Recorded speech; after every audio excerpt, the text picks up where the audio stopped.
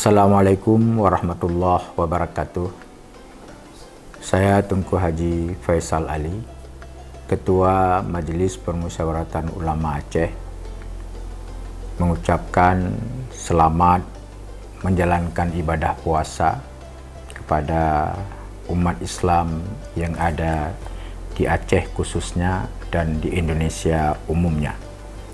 Ibadah puasa ini merupakan ibadah yang diwajibkan oleh Allah Subhanahu wa taala.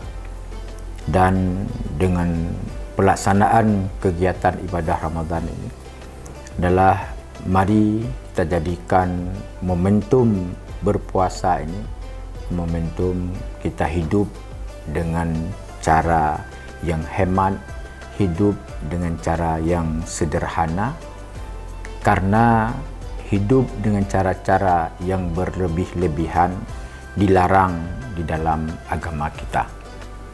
Kepada pengusaha, kami berharap mengajak agar jangan sekali-kali melakukan upaya-upaya yang dilarang dalam agama kita. Penimbunan itu bukan sifatnya orang Islam. Menaikkan harga barang di luar batas kewajaran dilarang dalam agama Islam. Dan juga membuat masyarakat kita susah di dalam mendapatkan kebutuhan hidupnya, itu juga tidak terpuji di dalam agama kita.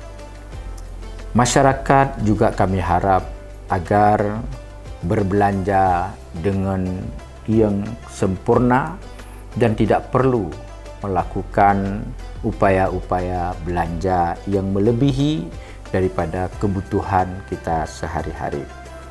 Kita harus percaya bahawa segala sesuatu itu ada Allah yang akan memberikan kepada kita jalan terhadap seluruh masalah yang kita hadapi.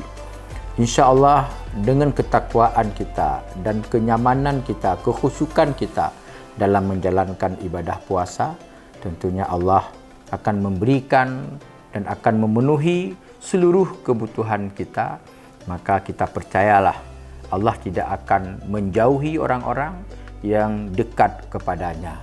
Maka tidak perlu risau, tidak perlu susah dengan isu-isu yang berkembang.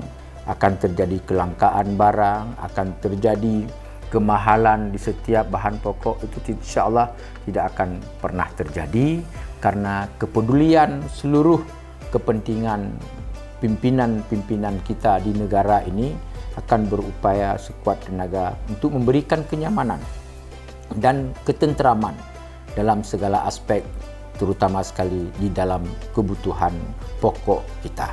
Sekali lagi kami berharap jangan ada penimbunan, jangan ada permainan harga, jangan melakukan hal-hal yang membuat orang lain terzalimi, dan masyarakat untuk tidak perlu panik. Masyarakat senantiasa untuk berbelanja yang dibutuhkan sesuai dengan kemampuan yang dimiliki.